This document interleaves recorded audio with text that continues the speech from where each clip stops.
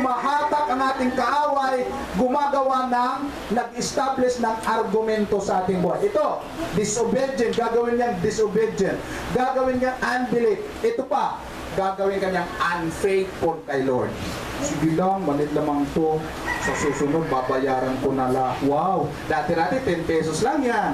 Kinuha, mawag mo lang. Ayaw ko muna mag-touch ngayon. Sa susunod, babayaran ko. Susunod na kung laki na ng utang ko kay Lord. Tapos wala na talaga. Nag-start lang sa 5 pesos na unfaithfulness hanggat lumaki. Pati na buong kami unfaithful na tayo. Bakit? Kasi sinimulan na maliit na bagay.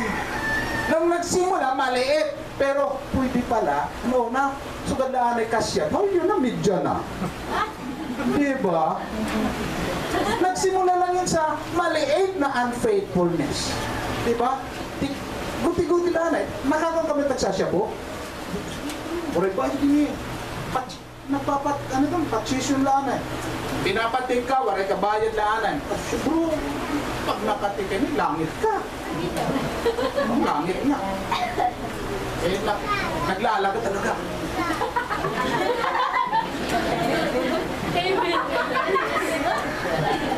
Langit na.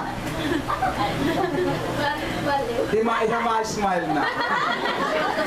Wala namang patarawan. Yun na, palit-lit na. So susunod, magnanakaw na yan. Kasi adik na eh. Susunod wala na, maging rebellious na yan. Hindi na makikinig kahit nanay pa niya. Susuwayin niya. Bakit? Nagsimula lang sa maliit na unfaithfulness. Hindi kasi matapat. Pinapabili, kinukupitan. Di ba? Lahat ba? Opo, nay, ubos. ubos nga. Diba? Anak mo tan, kada adlaw, wow! Ano ba, eskwelahan, palagi may amutan, nakuubos talaga. Ubos, kabili ng load, kakahiin, ano lang. Unfaithfulness. Kaya pag nagpiprig ka, Lord, ang sakit ng ulo ko, Lord, wala akong pera. Sabi ni Satan, wow, ang dami mong nakupit eh. Mayroon ka ng stronghold, di ka na makapag-pray. Bakit? Mayroon na siyang stronghold of unfaithfulness. Pag-pray-pray ka dyan, unfaithful ka naman. Kaya nakakapag-establish na si Lord, ang si Satan, ng argumento sa'yo. Kaya, sasabihin, pagkikinggan mo yan, nangungupit yan. Magpipisyon, pagpipray, Lord, bibigyan mo. Ano ba? Di ka ba matuwid na Diyos? Pakikinggan, mayroon ng argument. Sabi na, siyempre, pakikinggan niya. Unfaithful yan. Kaya wag natin hayaan that the devil magkaroon ng argumento sa atin. Dahil pag nag-pray tayo, sasabihin kay Jesus Christ, oh, makikinig ka? Kasama ko yung kanina? May stronghold eh. Mayroon argumento. Kaya pray ka lang, pray. Kaya walang sumasagot na Diyos. Bakit? Si Satan may argument sa buhay natin. Kaya kailangan natin wasakin ito. Ito na. Bibigyan na natin ng solusyon. Paano natin talunin ito? How to defeat Satan arguments. Paano natin ito tatalunin? Revelation 12 verse 11. Paano natin i-defeat ang Satan argumento? Mayroon na tayong argumento. Lahat naman nagkaka-argumento. Sabi po ng Revelation 12:11, and they overcome him by the blood of the Lamb. Una, sulat nyo, by the blood of the Lamb. Pastor, ano ba ang kapangyarihan ng dugo ni Jesus? Kinigan ng mabuti. Sa unang panahon, dugo lang ng 1-year-old na tupa ang pwedeng maglinis ng kasalanan.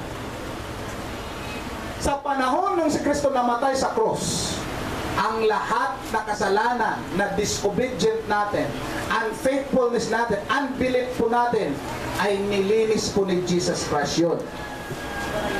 Kaya po, hindi pwede maghari sa atin ang argument ni Satan because Jesus Christ was died at the cross and the blood of Jesus was cleansed or cleanse us.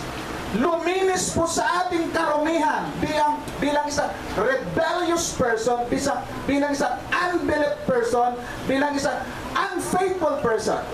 Ganun po ang ginawa. Kaya sabi niyo, and they overcome him by the blood of the Lamb. Alam niyo po, Pag lumapit si Satan, gagawin kayong rebellious. Sabihin mo, so presente it dugo ni Jesus haagon. Amen? The blood of Jesus is enough for my disobedience. Ibig sabihin, aalisin sa isip ko ang sa aking espiritu ang argumento ni Satan dahil may blood ako ni Jesus. Ano ho ba ang ibig sabihin? Ganito yan. Alam niyo ba kung ano ang ibig sabihin ng DNA? Ha? Ano ba ang DNA? Siyempre, hindi niyo maintindihan yun eh. Mga medical terminology yan, ang ibig sabihin lang para maintindihan natin isang lahi. Everybody si lahi. Lahat ng mga tao mayroon, pag anak mo talaga yan, mga related kayo, mayroon kayong related na blood cell. So, pag nahawaan ho kayo, kunyari, nagpa-transplant, natawag doon, yung sinasali na kayo ng blood, blood transfusion. Kung nagkakaroon po ng blood transfusion, bakit po ang ginagawa ng doktor, ang tawag dito, nagkakaroon muna ng examination sa taong donors o kaya sa dugong isasalin sa taong nangangailangan. Bakit po? Unang qualification ganito, bawal ang may sakit magbigay ng blood. Halimbawa, bawal ang may yunal, may tattoo. Bawal mag-donate ng blood. Ngayon mga may tato, kayo huwag kayong magpapatato. Di na kayo makakapagbigay ng blood. Bawal ang may TB. Bawal ang may bisyo. Kaya kailangan yung donors ay malinis talaga ang kanyang blood. Dahil kung mayroon siyang sakit, mayroon siyang AIDS, doesn't matter. Yung AIDS na HIV, mayroon ho siyang syphilis, mayroon ho siyang cancer. Di pwede yun. Bakit? Kasi yung cancer, humahalo yan sa blood. Pag nagkaroon ng transfusion sa blood mo, that virus will take charge of your blood. Kakainin ang mga blood cell mo, magkakaroon ka rin ng karamdaman. Kaya po, mahalaga po ang blood sa atin. Kaya po, ang nangyari ganito, tayo po ay contaminated dahil sa kasalanan. Bakit? The Bible says, Romans 6:23, lahat po ay nagkasala. Ibig sabihin, the spiritual blood sa ating buhay ay kontaminado na at mamamatay nga tayo dahil puno ito ng kasalanan. Romans 6:23. The DNA natin kay iba ay kasalanan. Subalit, may solusyon dyan. Kaya nagkaroon ng tinatawag blood transfusion. Ang tawag dito, spiritual transfusion, and it is the blood of Jesus. Dahil dito mayroon argument si Satan sa ating buhay, at ang argumento na ito, itong blood na ito ay nakakahawa, at ang blood na ito mamamatay tayo, masisiparit, because this blood is polluted of sins, polluted rebellion, disobedience, unfaithfulness. Now, sabi ng Bible, the blood of the Lamb, everybody see, the blood of the Lamb take away my sins. Kaya kahit anong lakas, tindi ng argumento, pag nagkaroon ng blood transfusion from the blood of Jesus through the blood coming to our life, then there will be relief of our contamination. Ang ibig sabihin po ngayon, sabi dito, and they overcome him by the blood of the Lamb. Bakit po? Ngayon, ganitong nangyari. Yung dugo ni Jesus, amo ang transfuse, han aton kalag, han aton kalag, nalinis han dugo ni Jesus. Yan na, sinitin karani, malimpyo ka na hatubangan ng Diyos. Ay, napatinugawit yung kalugarin mo. Bakit ba ka na magpapadumi? Because the blood of Jesus is cleansed, pure, and diri pwedeng nahugawan, because this is the only way we can overcome the arguments of Satan. Alam niyo, argumento ni Satan, ang dami sa buhay natin, pero pag ikaw lang, Lord, ayoko na magkasala, ba't nagkakasala pa ako? Hindi mo kaya yun eh, diba? Kailangan mong tanggapin ang dugo ni Jesus. Pagkatapos, desisyonan mo, Lord, ayaw ko na muli magkasala dahil may blood ako ni Jesus Christ. Amen? Naintindihan ninyo?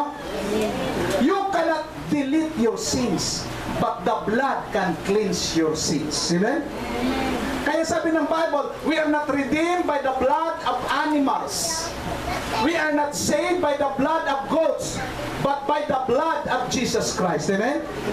Hindi tayo naligtas kahit ano-ano, salapi, ginto, kung ano pa, naligtas tayo dahil sa blood po ni Jesus Christ. Kaya sabi po ng Revelation, paano ka nag-overcome sa arguments? We overcome by the blood of Jesus. Kaya ang blood ni Jesus Christ, sino mang lumapit, sino mang tumanggap nito, nagko-communion tayo. Ang ibig sabihin niyan, nililinis tayo sa ating mga karumihan. Amen? Kaya pag ikaw nilinis na, ikaw nakasuot ng puti, gusto mo bang magkarumi? Ha? Maglaba ka ulit. Ang problema, hindi mo kayang laban sa sarili mo. Pag nagkarumi ka, naging dungis ang sinusuot mo, hindi ka pwede maglabas sa sarili mo. Kaya sabi ni Lord, ayun, okay ka na. Alam, mayroon siyang pinagaling na bulag. Itong bulag na to, hindi niya alam na si Lord na nagpagaling. Sabi niya, okay na siya. Tapos pumunta siya sa synagogue, doon sa simbahan. Ang sabi po na, uy, di ba ikaw bulag sa temple? Oo nga, ako. O ba't nakakakita ka? Sino pagaling sa'yo? Sabi niya. Naalala niya. Sabi niya, yung Jesus? Sino ba yon? Bakit pinagaling ka Sabbath day? Siguro masama yan. Kasi Sabbath day. Jesus rebelled against the Sabbath day. So, ayaw niya ng Sabbath day. Sabi, siguro masama yung tao na yon. So one time nakita ni Jesus Christ yung bulag na yan. Sabi niya, oh, kumusta nga? Sabi niya, oh Lord, ikaw pala. Ngayon magaling ka na ha? Huwag ka nang babalik sa kasalanan. Baka lalo ka pang magkaroon ng karamdaman. Anong ibig sabihin dito? Yung kasalanan kasi, nagdadala po ng karamdaman. Ang ganito na mabuti. May mga tao sinisisi ang Diyos pag may sakit sila. Siguro si Lord papadala ng kasalanan. Hindi karamdaman. Ba't ganun? Kung si Lord nagpapadala ng karamdaman, yung sakit, hindi ba, may malasakit nung kita natanan. Kaya lang, God is not the source of sickness and illness. Bakit niya papagalingin kung siya ang nagpapadala? Di ba? Kung ginawa mo at nagbubutangin sakit, dire ya doktor. Kaya tinawag si Lord the physician, great physician, because pinapagaling niya ang lahat ng karamdaman. Kaya tinawag si Satan na destroyer dahil siya nga ang nagbigay na kay Job ng karamdaman. So, tingnan nyo ha. Pagkaramdaman, dalalawang ang pwedeng magbigay yan. Number one, environmental issue. Pag ma-suffocated ang lugar ninyo, di kayo naglilinis sa mga ano nyo, bakit ang mga takilbin, hinubagan, paano ka naman di magkakasakit? Kaya yung mga tabi, di ka naglilinis.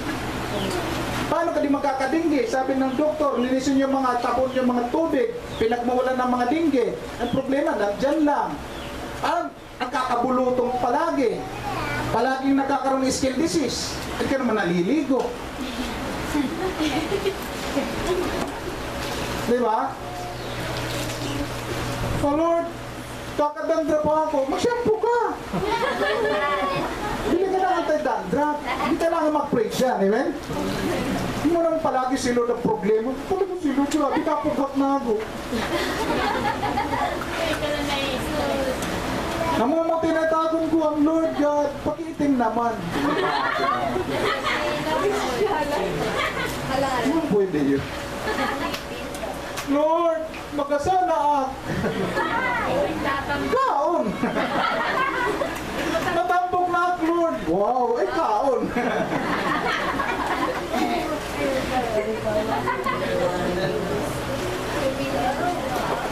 sabi mo sa katiba, huwag kang ingot.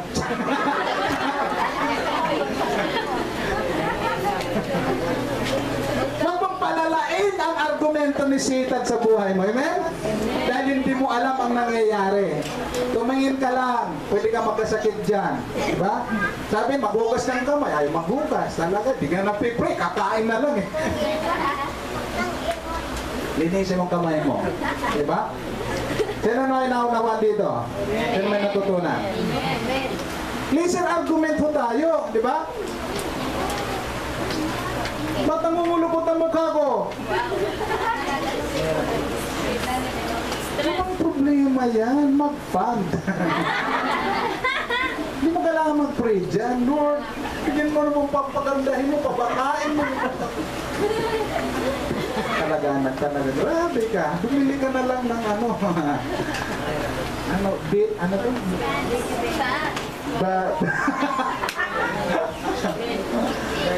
Mag-garnier ka.